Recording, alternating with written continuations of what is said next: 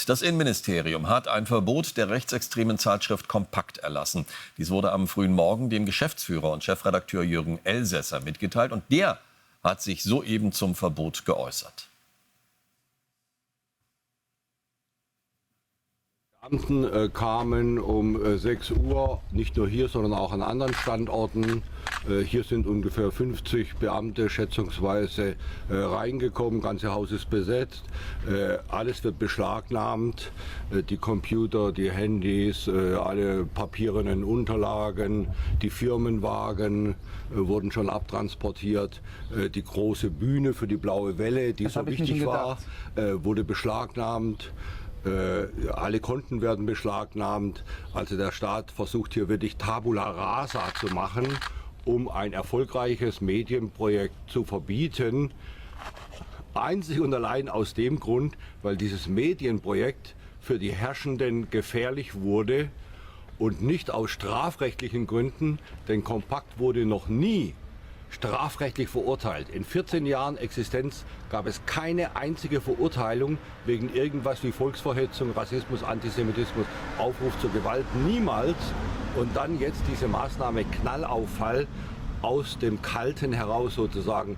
Das ist typisch Nancy Faeser, das ist typisch Faschismus. Was bedeutet das für den oder als Gewinner? Im Augenblick sind wir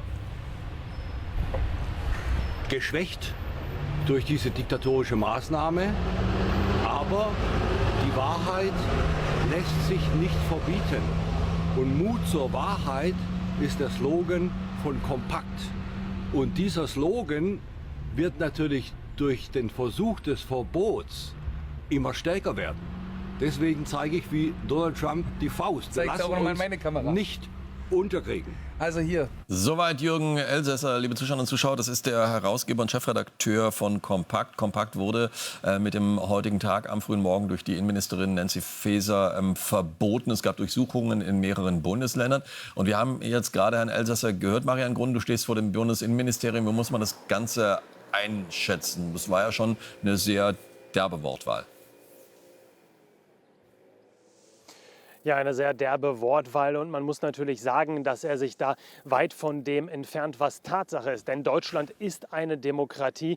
Man kann hier nicht davon sprechen, dass es hier den Faschismus geben würde. Trotzdem immer wieder diese Tonlage, die ja auch die Tonlage in seinen Publikationen ist. Einerseits in dem Magazin, dessen Auflage bei 40.000 aktuell liegt, während der Corona-Zeit auf 80.000 angestiegen.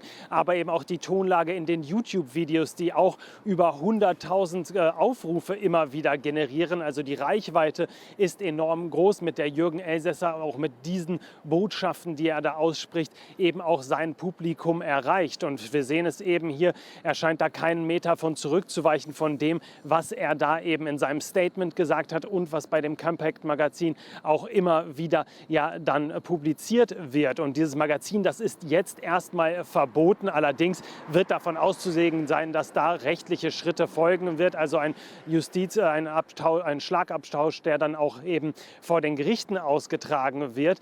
Also man darf mal abwarten, wie das dann weitergeht. Man versucht natürlich jetzt von Seiten der Behörde da Beweise zu finden, um dieses Verbot aufrechtzuerhalten. Fakt ist jetzt schon ein Fest, das angekündigt war, ein Fest der Patrioten, so hat man es genannt, mit einschlägigen Szenegrößen wie zum Beispiel Martin Sellner, der ja mit seinen Remigrationsplänen für Aufmerksamkeit gesorgt hatte und zeitweise auch ein Einreiseverbot nach Deutschland hatte. Der sollte dort eigentlich auftreten, aber auch Maximilian Krah von der AfD, der ja im Europawahlkampf immer wieder auch durch Spendenaffären aufgefallen war, der sollte da eigentlich auch auftreten. Und auch die AfD-Spitze, die hat sich mittlerweile geäußert, zwar nicht so drastisch wie der Chefredakteur, hat aber auch gesagt, dass die Pressefreiheit in Gefahr wäre. Also auch da gewissermaßen ein Stück weit Unterstützung von der AfD. Und viele der Veranstaltungen, die von Jürgen Elsässer ja auch durchgeführt waren, die waren immer in der Regel recht, ja, an, man muss es fast sagen, Wahlkampfveranstaltungen